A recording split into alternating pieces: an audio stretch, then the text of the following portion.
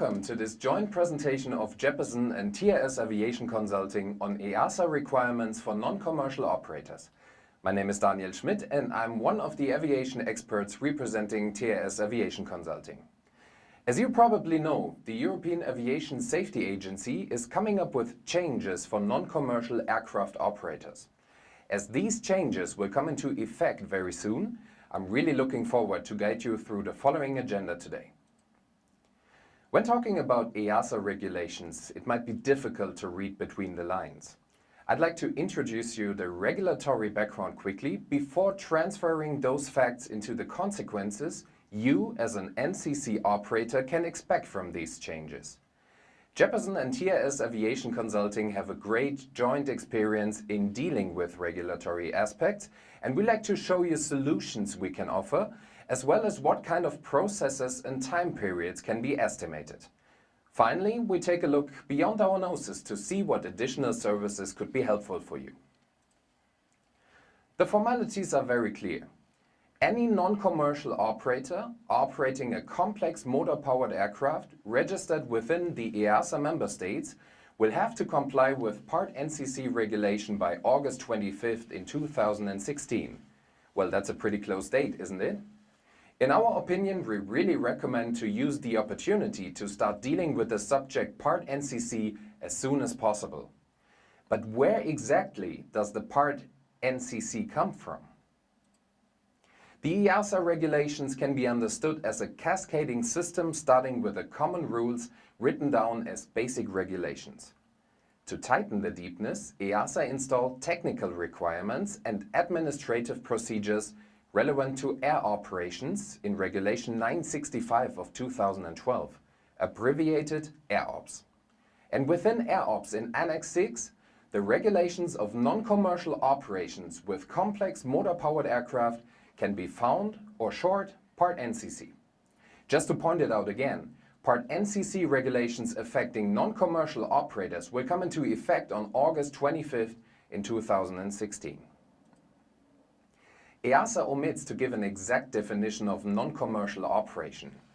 In consequence, we have to consider the opposite, the definition of commercial operation first and then reverse it.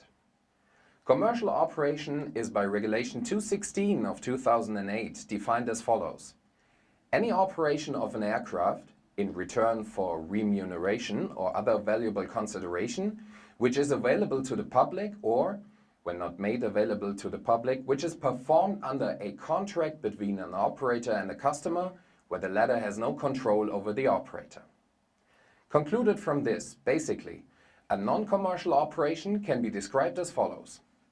Non-commercial means when no payment or other form of compensation is charged or requested for flights, or when the customer, who might be a passenger or owner, has control over the operator. We talked about the term of complex motor-powered aircraft earlier, but how can this be defined? A complex motor-powered aircraft is a fixed-wing aircraft with a weight in excess of 5,700 kilograms or more than 19 seats, or when it needs a flight crew of at least 2, or when it is a jet or has more than one turboprop engine. The definition for helicopters is slightly different. Helicopters certificated for a maximum takeoff mass exceeding 3,175 kilograms, or for a maximum passenger seating configuration of more than 9, or for operation with a minimum crew of at least 2 pilots. Those are considered complex motor-powered aircraft as well as tilt-rotor aircraft. Nevertheless, we expect slight changes for turboprop aircraft soon. The key tasks to be fulfilled are stated in European Union Regulation 216 of 2008, Annex 4. Operators have to implement and maintain training and checking programs. A minimum equipment list, or short MEL, has to be established. The operator has to set up a management system to ensure compliance with all these requirements. Operation of non-commercial operated aircraft must only be undertaken in accordance with an operations manual. Procedures for the handling of disruptive customers are required to ensure safe flight operations. Operators have to develop and maintain security programs, and finally, the aircraft needs to be assigned to a CAMO, a Continuing Airworthiness Management Organization. Well, these have been a lot of bullet points full of tasks. Let me sum up those and get the information transferred in how those exactly influence you. What are the consequences for non-commercial aircraft operators? You need to establish a management system. You need to create an operations manual, including the MEL. By the way, let me invite you to a little excursus. For operators under an AOC, an operation manual features 4 parts. Part A is the general basic part of your operation. In Part B, the aeroplane operating matters can be found. This part has to include a minimum equipment list. Part C is the route manual. Many of you know it as the Jeppesen manual. And Part D outlines training procedures. As far as the regulations regarding Part-NCC are concerned, at this stage, one single manual and an aircraft-specific MEL is sufficient. You have to designate at least 2 nominated persons. The exact number is dependent on the complexity of your operation. You have to show compliance by establishing an audit plan, and you have to provide documentation and declaration to the competent authority. In Germany, the competent authority will be the Luftfahrtbundesamt, although it is not yet assigned to the task. Having 20 years of experience, Jeppesen has a high level of expertise in monitoring regulations and presenting them in a harmonized and valuable format to its customers, also in cooperation with different national aviation authorities such as the FAA, the EASA, Transport Canada and many others. More information about Jeppesen and TRS Aviation Consulting can be found on the internet. www.jeppesen.com will show you the world of Jeppesen, while TRS Aviation Consulting can be found through www.trs.aero. Of course, we corporately will guide you through the entire process of getting compliant according to Part-NCC. And the following services will help you mastering these regulatory changes. We serve you with an operations manual as well as a tail sign specific minimum equipment list. Besides the initial creation, we offer update and revision services. Our experts can help you in training and consulting. The regulatory changes will be a challenge for everyone. We help all your staff committed to your aircraft to understand what the regulation changes will be all about. We offer management support also in conduction of audits. Audits are a very important component in remaining compliant to legal requirements. Let me take a closer look in the process of achieving operations manuals.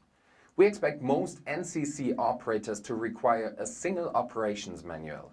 But nevertheless, this has to be found out in an analysis of your operation. We created framework documents based on current regulations and on manufacturer's documents. Initial creation of those manuals will include customization based on a questionnaire. This questionnaire gets filled in by you and sent back to us. We review it and start working on the manuals. And in consulting sessions led by telephone, we find out if we are on the right track. Then we send you the draft document for review. You can then comment the file, it gets reviewed, and in the final stage, you accept the draft. Thereafter, we deliver the declaration for review by the competent authority. Update services include the revision service. We will be sending out emails with the regulatory changes coming up at irregular intervals. We will state what needs to be changed in the manuals, assuming that there will be 2 revisions a year. Those include regulatory updates and industry best practices. Certainly, customers can also provide us with their changes, which will be reviewed by us and then be included with the next revision. We also provide a revised declaration for the competent authority if required.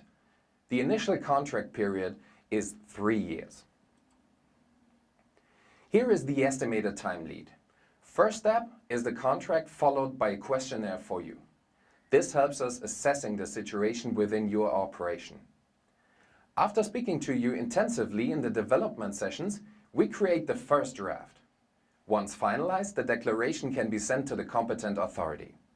But please keep in mind, the EASA effective date is August 25th of 2016. We calculate the process to take 3 to 9 months. It is a wide span depending on the pace of customer reaction. The faster the questionnaire can be analyzed and the faster the duration of the development sessions is, the shorter will be the whole process. Please keep in mind, when the deadline comes up, the bottleneck may be on our side because many customers come pretty much the last minute. So our recommendation is to get started as soon as possible. Training might be, for example, on documentation of the new regulations or safety management training. We also provide training for the management personnel themselves and the change performance requirements, for which I like to give you an example. If you should be operating right now a Cessna Citation jet, that jet might right now be able to land or take off from short runways, which is no longer allowed to do so with the new regulations coming up. So you probably want training for pilots suitable to this situation. Consulting. We take a close look at your operations, what you do right now, and what we think could improve your operation in the future. We can help you establishing a management system and dealing with change performance requirements. Again, an example. There might be some airports that you operate from right now, featuring 800 meters runway length, and in future you will not be able to use those airports any longer because you might require some 1,200 meters runway length with the same aircraft. We can help you in establishing nominated persons, such as a compliance manager, a safety manager, or whatever other positions you might require.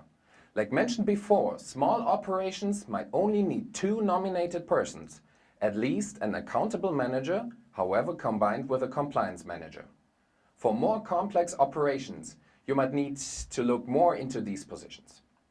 Conductive audits, compliance audits and safety audits. If there is a regulatory inspection coming up, of course we can prepare you for that.